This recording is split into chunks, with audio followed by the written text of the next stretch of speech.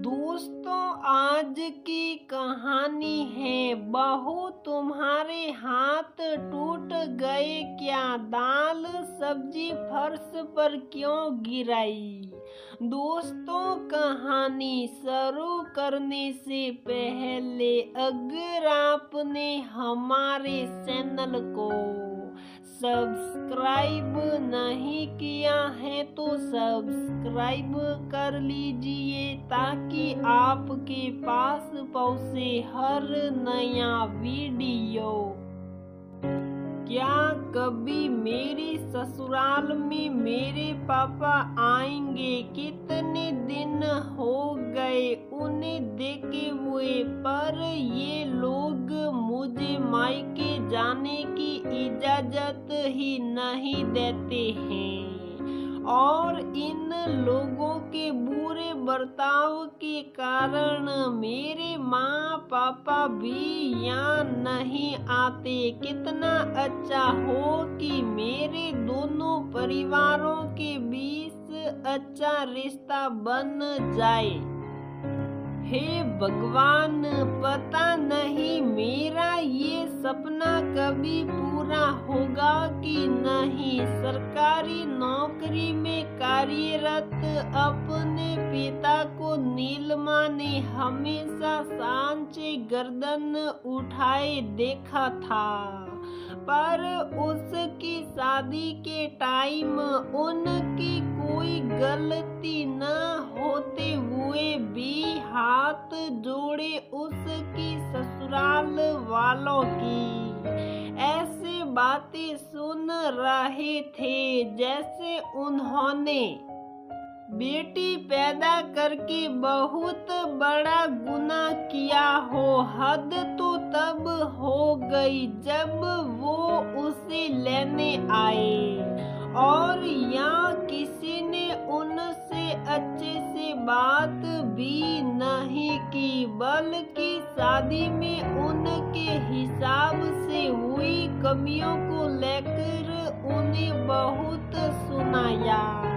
तब से पापा फिर कभी भी यहाँ नहीं आए, न ही किसी से बात की। बस वो फोन पर मुझसे ही बात कर लेते हैं। जो कभी नीलिमा से मिलने का मन हो या उसे बुलाना होता तो उसकी सास से, मम्मी से ही बात करवाते। समदीन की हजार बातें ताने सुनकर भी माँ हर बार उनसे बात करती मेरे लिए।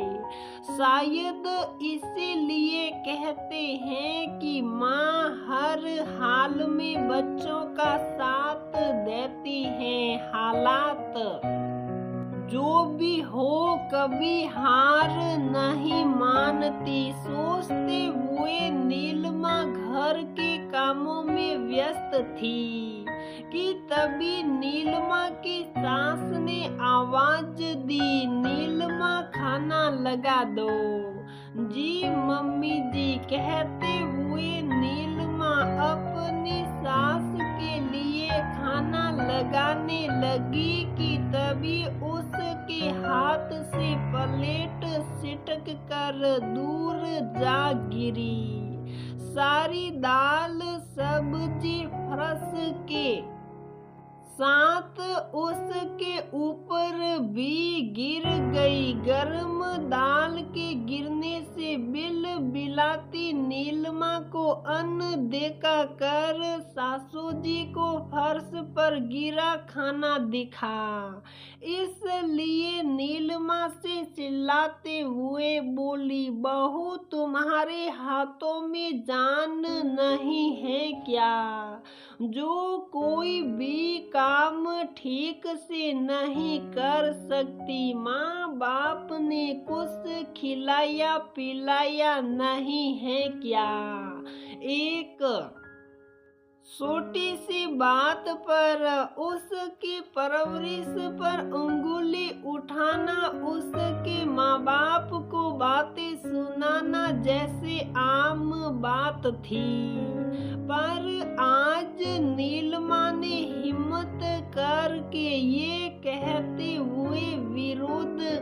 दिया कि मम्मी जी गलती मुझसे हुई है, तो आपको जो कहना है सिर्फ मुझे ही कहिए ना। ये बात बात में मेरे माँ बाप को बीच में क्यों लाती है नीलिमा का इतना बोलना था कि उसकी सास के साथ साथ ससुर और पति भी उस पर बरस पड़े। हमारे सामने इसके बाप की भी आवाज नहीं निकलती। इसके बाप ने तो डर के मारे यहाँ आना भी बंद कर दिया। और बेटी सली है अपने माँ बाप को सम्मान दिलाने सबके ताने सुनते हुए नीलिमा आंखों में आंसू लिए काम कर रही थी कि तभी उसका फोन बज उठा। हाथ धोकर अपना फोन लेकर वो कमरे में आ गई। उसके पापा का फोन था। अपने आशुपोष आवाज को संयत करते हुए बोली, हेलो कैसे हो पापा? मैं ठीक हूँ बेटा, तुम कैसी हो? उधर से नीलिमा के पापा का सबर आया। पापा आप मेरे ससुराल क्यों नहीं आते? नीलिमा ने उनकी बात का जवाब दिए बिना अपना सवाल किया। क्या हुआ बेटा, आज अचानक ये सवाल क्यों? तुम ठीक तो हो बिटिया?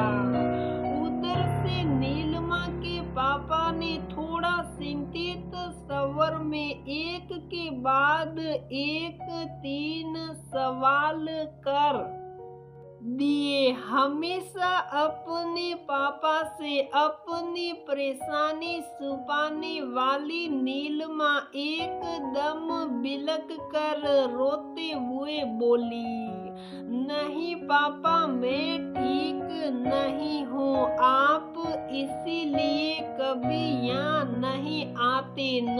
क्योंकि इन लोगों का बर्ताव बदतमीजी से बोलना आपको पसंद नहीं। पर आपने कभी सोचा है कि मैं यहाँ इन लोगों के बीच में कैसे रहती होंगी? पापा मैंने सुना था जब आप पहली बार इन लोगों से मिलकर गए थे, तब आप बोल रहे थे कि लड़के की माँ बहुत तेज है। जब पहली बार में ही मेरी सास आपको तेज लगी थी, तो फिर मेरी शादी आपने यहाँ क्यों की?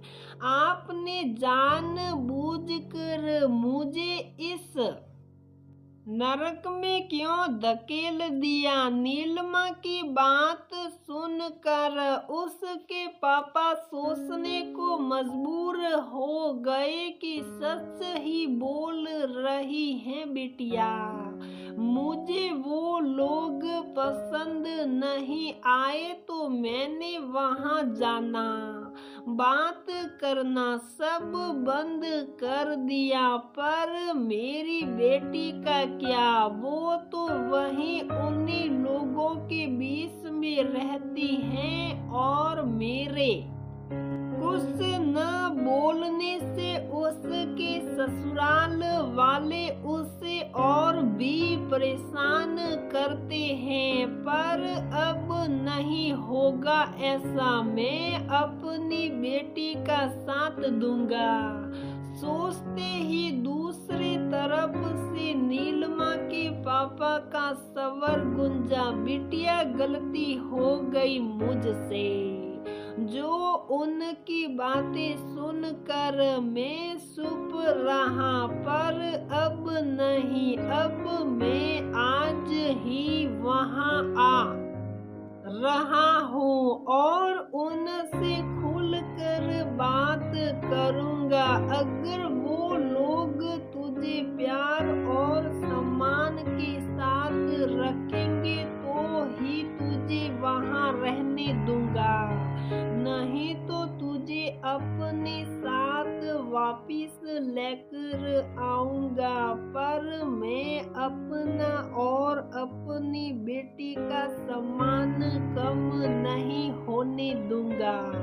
अपने पापा की बात सुनकर नीलिमा अपने आंसू पोंछते हुए बोली, थैंक यू पापा, जब सब सही हो जाएगा तभी मैं बोल पाऊंगी कि मैं ठीक हूँ, पर अभी मैं ठीक नहीं हूँ। कहते हुए भारी मन से नीलिमा ने फोन रख दिया।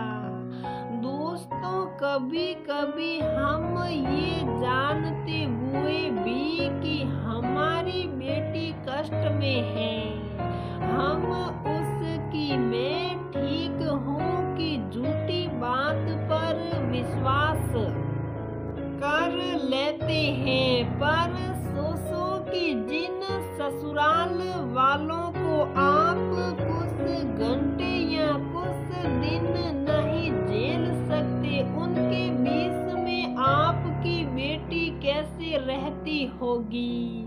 इसलिए अपनी बेटी का साथ दीजिए, उस अकेला मत छोड़िए।